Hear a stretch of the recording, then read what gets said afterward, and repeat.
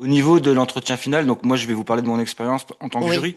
bien sûr. Du coup, l'idée, c'est que vraiment la première session, donc la présentation du projet, c'est vraiment le jury souvent est muet, donc vous Oui, laisse la parole, et c'est vraiment d'expliquer.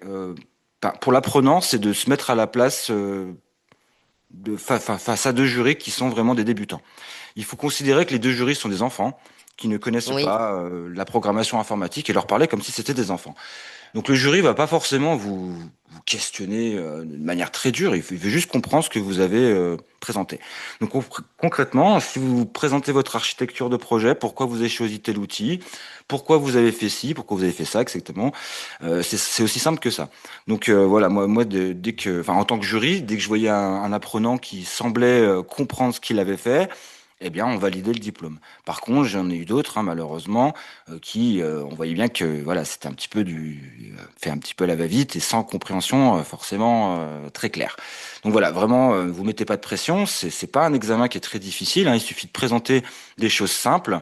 Pas besoin de faire oui. des choses extrêmement complexes, hein. L'idée, c'est vraiment de se dire, bah voilà, j'ai fait un site PHP, je me suis connecté à ma base de données, j'ai créé une table. Dans cette table, j'ai fait un CRUD. Donc le CRUD, c'est vraiment la base, c'est le Create, Read, Update, Delete. Donc vous pouvez créer des produits, vous pouvez les lire, enfin les afficher, vous pouvez les mettre à jour, vous pouvez les supprimer, etc.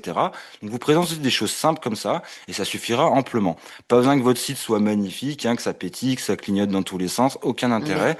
Donc vraiment ok. l'idée c'est de présenter votre architecture, votre logique, comment vous avez Mhm. fait votre site web et ça devrait très très bien se passer.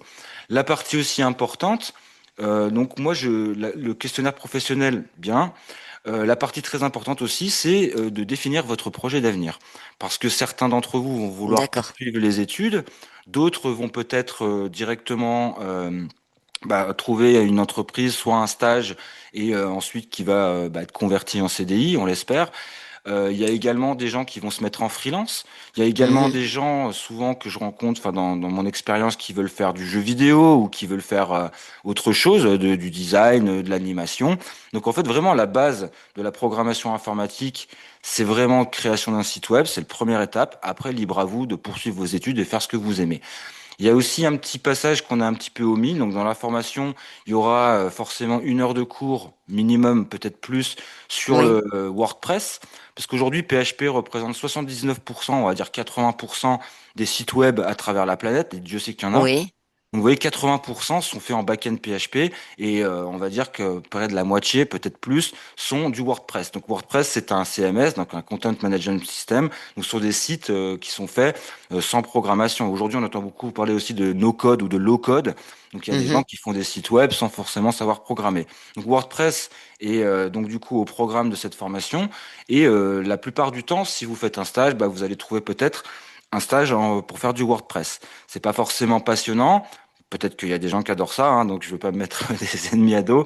Mais vous voyez qu'effectivement, ça sera aussi inclus dans la formation. C'est très important de connaître ce CMS puisque c'est très très utilisé.